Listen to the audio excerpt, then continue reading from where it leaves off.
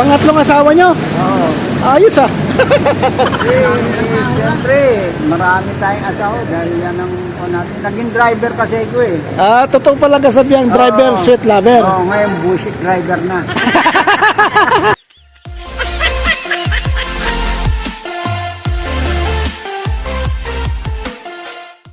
Guys, kilala pala ni tatay ito si Marife, oh. Ayan, oh. Ay, tay. Magandang hapon po. Ano po pangalan niyo, tay? Ano po? Ben Ben. Villamar. Ben Villamar. Oo. Ayan. Taga dito po talaga kayo? Oo. Ah, Dito ako tumanda eh. Ilan taon na po kayo, tay? Malinis pa yan. 76. 76. Walang-wala sa itsura, tay, ah. Akala ko mga 55 lang, eh. Hindi, nagbabike kasi ko. Nagbabike. Ayan, shout out po kay tatay. Napakakisig pa, no? Nung binablog kasi natin si Marife, ay lumapit si tatay. Kilala pala niya. Dito lang talaga sila tayo nakatira. Dito lang sila nakatira. Okay. Eh wala silang bahay. Yun nga po eh. Nakita ko lang po kasi na naglalakad ko lang mga tsinelas. Kaya binigyan ko na lang pambiling tsinelas. Sana makabili. May probinsya po ba kayo tayo, Ben?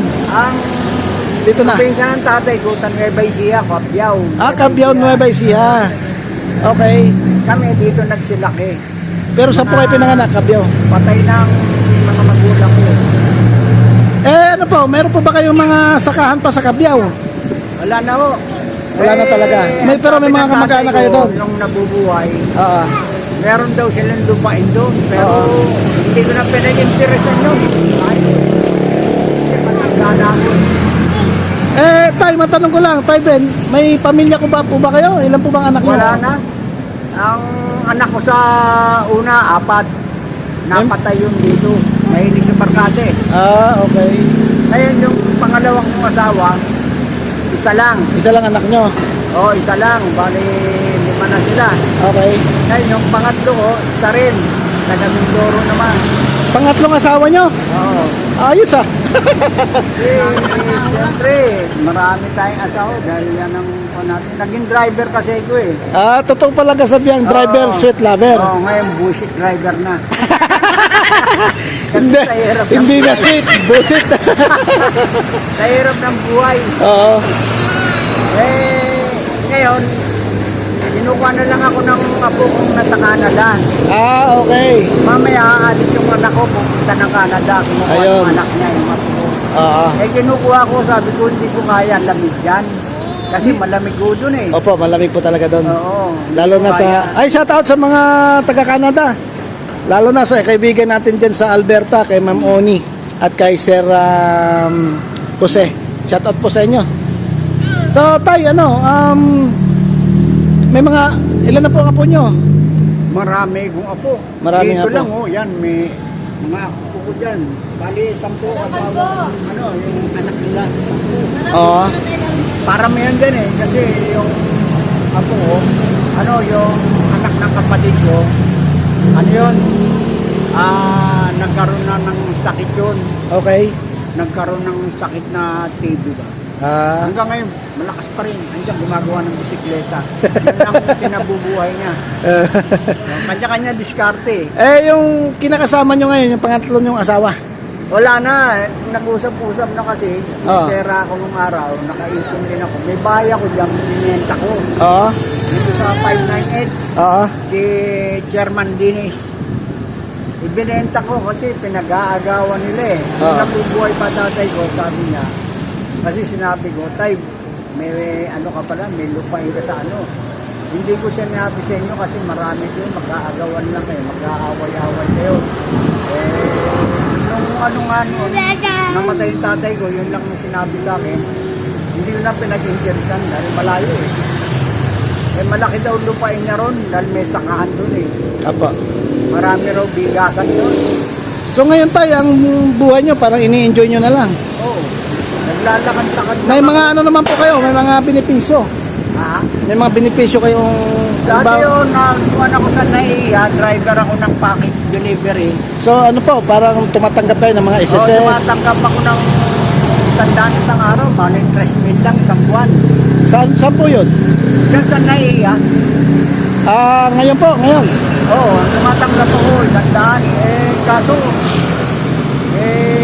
sabi dadagdagan. hindi naman dinadagdagan.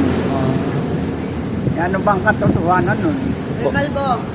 Guys, nakakatakot pala rin sa tulay na to. Gumagano, no? Hindi, yan o, yung dugtungan na yan. Gumaganon-ganon yan. Ganon sa ilalim. Hindi, pero ito gumagano pag may dumadaan. Ganon talaga, lalo na kung mabibigat. Pag may dumaan sasakyan, gumagano siya. Ano ba kayo? Dito rin po, sa Manila lang. Anong trabaho? Ha? Ano trabaho mo? Ito po, nagbablog tayo. Ah, Sa YouTube po. oo. Oo, mapapanood nyo ito po sa YouTube. Le Quachero Official. Oo, kuha mo kami dahil nakikita ko sa marami kaming lahi sa Nueva Ecija. O sige, shoutout nyo po. Batiin nyo po yung mga lahi nyo sa Nueva Ecija. Oo, mga kamusta na kayo sa Cabiao, Nueva Ecija? Ano pong pamili? Yung mga Villamar, Santos. Villaman and Santos family dyan sa Cabiao, Nueva Ecija. Shoutout po. Nakatira yan. Ito po ang inyong Ito yung kapamilya, mga si Tatay tito Ben. nyo. Si Ben Villamar. Ben Villamar. Makikita pa ng apo ko sa Canada. Sa Canada. Ay, batiin nyo po, apo nyo. Sa Canada, mapapanood niya to. Gracet, baka nakikita mo ako, nasa tulay ako. Si mama mo, aalis na mamaya, kinukuha mo. Ako nandito, pina-plug daw nila. Baka nakikita mo na ako dyan. Kasi hindi ako pwedeng sumama kay mama mo. Dahil alam mo naman, napakalamig yan. May lamigo ako sa katawan eh. Dahil naligo kami sa Boracay, ang apo ko rin ang gumasto sa akin. Wala kami ginasto siya, lahat-lahat. Apo. Ngayon, gusto ng apo ko, na yun nga, kinuha niya kami sa mga swimming, para daw masanay ako. Ngayon, naaalis na yung anak kong si Chris Villamar. Kukunin na nga niya. Mamaya raw hapon 36 hours daw ang Biyahe. Tagal, no? Oo. Pero nakapasyal na po kayo sa Canada. Hindi pa kinukuha nga ako Subukan nyo po. Pinaglalakad. Para ma-experience nyo naman kung paano. Yun nga ang kinuha ng apo ko. Sabi nga tayo, basta asikasuhin yung papeles ko. Kumuha ka ng passport, ako lahat ang gagastos niyan. Basta kunin mo lahat ang dapat kailangan sa'yo. Ay nilalakad naman ni Grayson na ilakad na. Siguro baka pagbalik niya, total natin na naman yung ko para mag-alaga sa akin dahil matanda na nga ako Subukan nyo pumunta. Oo nga. Para ma-experience nyo naman. Yun nga, hindi, tsaka sabi ng apo ko, maganda raw doon, maka 1 taon, 2 taon ka, basta meron kang benefit na matatanggap. Kaya gusto niya nga ako, para kahit na umuwi ako rito, maka 2 taon ako, na ako, pensionado na ako na yun. Ganon ang kinukuha ng apo ko. Ayun tay, subukan nyo po tay. Oo nga. Minsan po, babalik pa ako rito para makumusta ko rin po kayo ulit. Oo. Araw-araw ko nandito. Apo. Nagpapahangin ako sa init ng panahon. Sa amin mainit. Dahil yung bahay ko nga dyan, ibenta ko lang ng buka. Ganun ang ginawa ko. Dinimanda nga ako pa ng apo ko, tsaka yung manugang ko, dinimanda ko. Inilaban niyang apo ko. Okay na. Okay na. Nice na. Sila, sabi ng judge, wala na tayong dapat pag-usapan dahil wala naman kayo pinakikita ng ako may titulo. Ayun. Naibenta ko lang ng mura. Para mawala lang ba yung mga singalot dahil nahihiya ako. Sila Oo nga po Sila nag-away-away. Tay, naniniwala po ba kayo na kapag kayo mga matatanda, mayroong naipundar, pinag-aaway-awayan ng mga anak? Oo, totoo yan. Kaya ang mayroon pong bago ngayon, pagka ikaw tumanda na, mangutang ka na mangutang para ang maiiwan mo sa iyong mga anak, utang. Para hindi sila mag-away-away. Saka wala silang mamanahin. Wala silang mamanahin. Utang ang iiwan natin para... Tama yung sinabi ng tatay ko nung nabubuhay pa. Kasi may bahay daw kami sa balik-balik. Naipundar niya. Naging driver din daw siya ng Malacanang. Kaya naipundar niya yun. Ang diferensya lang, kaya niya naibenta, nakasagasa siya ng gwardiya ng Malacanang. Yun, si Atanasio Villamar. Yung tatay ko. Atanasio? Oo. Nasa Cabiao, Nueva Ecija, kanya lang dito namatay sa amin. Okay po.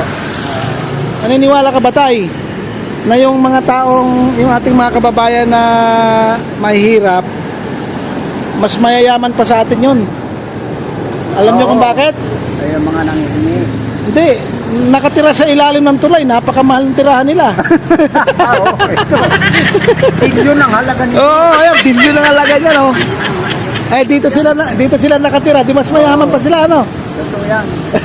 Kanya lang, in-interview ko yung mag-asawa na yun. Sabi ko, ilan lang at lupa, mga bata pa kayo. Oo nga. Huwag kayong magagalit, sabi ko sa kanila. Ba't di nila kayo magtrabaho? Alam mo, sagot ng lalaki. Hindi pa nakikita yung asawa niyan, bata pa. Alam mo, sabi niya sa akin, Tay, huwag kang magagalit, mas masarap ang buhay namin dito. Dito may jackpot kami, may nagbibigay, nakakotse pa, binibigyan sila ng pera, pagkain, magdamit. Kanya lang, itong mga, ayan, yung mga, ano, maraming mga damit dyan, kanya lang, pagka sinusot, wala nang dapat, tinatapon na. Iba mga kampiran tal, iba. Pero mabait sila. Ako, pag may pera, binibigyan ko rin nila. Ayun tayo, so marami po salamat sa oras Oo. nyo. Oo. Masarap po pala kayong kwentuhan. Masayahin. Oo. Thank you po. Si Oo. Tatay Ben Villawar. Villamar. Yan, shoutout po. Ang gandang hapon po. Opo. Sige tayo, marami po salamat sa Oo, oras. sige. Ingat po tayo palagi Oo. tayo.